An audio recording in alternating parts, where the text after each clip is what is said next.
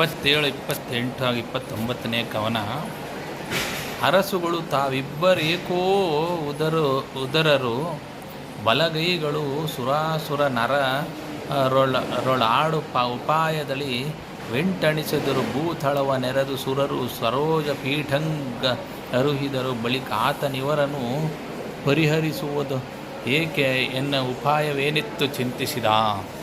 ಅಂದರೆ ಅವರಿಬ್ಬರು ಒಬ್ಬ ತಾಯಿಯ ಮಕ್ಕಳು, ಪರಾಕ್ರಮಶಾಲಿಗಳು, ದೇವತೆಗಳು. ರಾಕ್ಷಸರು ಮನುಷ್ಯರನ್ನೆಲ್ಲ ಸೋಲಿಸಿ ಭೂಮಿಯನ್ನು ಆಕ್ರಮಿಸಿದರು. ದೇವತೆಗಳು ಸೇರಿ ಬ್ರಹ್ಮನಿಗೆ ಈ ವಿಷಯವನ್ನು ತಿಳಿಸಿದರು. ಸುಂದರರನ್ನು ನಿಗ್ರಹಿಸಲು ಏನು ಮಾಡಬೇಕೆಂದು ಬ್ರಹ್ಮನು ಆಲೋಚಿಸುತ್ತಾನೆ. ಆಗ ಸುಂದರ ಅಂದರೆ ಇಬ್ಬರು ರಾಕ್ಷಸರು, ಅವರನ್ನು ನಿಗ್ರಹಿಸಲು ಏನು ಮಾಡಬೇಕು ಬ್ರಹ್ಮನು ಆಚರಿಸಿದಾಗ ಬ್ರಹ್ಮನು ತಿಲೋತ್ತಮೆಯನ್ನು ತಿಲೋತ್ತಮೆಯನ್ನು ಕರೆಸಿಕೊಳ್ಳುತ್ತಾನೆ.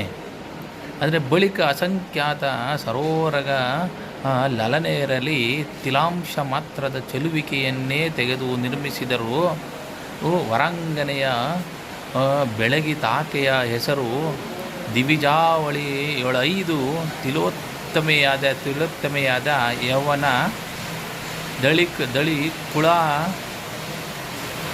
ಲಿಕ್ಕೆ ಭುಜಭವ ನೇಮಿಸಿದ ನಿಹದನು. ಅಂದರೆ ದೇವಾಂಗನೆಯರು ನಾಗಾಂಗನೆಯರೆಲ್ಲರೂ ಒಂದೊಂದು ಎಳ್ಳು ಕಾಳಿನಷ್ಟು ಸೌಂದರ್ಯವನ್ನು ತೆಗೆದು ಮಹಾಸುಂದರಿಯನ್ನು ನಿರ್ಮಿಸಿದರು. ದೇವತೆಗಳಲ್ಲಿ ಅವಳು ತಿಲೋತ್ತಮಿ ಎಂದು ಕರೆಸಿಕೊಂಡಳು. ಬ್ರಹ್ಮನು ಅವಳಿಗೆ ಹೀಗೆ ಹೇಳಿದನು, ಅವರನ್ನು ಕೆಡಿಸು ಎಂದು ಕಳಿಸುತ್ತಾನೆ. ಆಗ ಅವರ ಕೆಡಿಸುವ ಹದನ ಕೈಕೊಂಡವನಿಗೈ ತಂದಳು. ವಿನೋದದ ದೋಳಿ ದಿರಿದ್ದರು. ಬನದೊಳಗೆ ಮದೋತ್ತುತ್ತರ ಯುವತಿಯನ್ನು ಕಂಡರು. ಕಟಾಕ್ಷದ ಸವಡಿ ಗೋಳಿಂದೊಡೆದದೆ ಹರಿದವರ ಹಿಡಿದರು.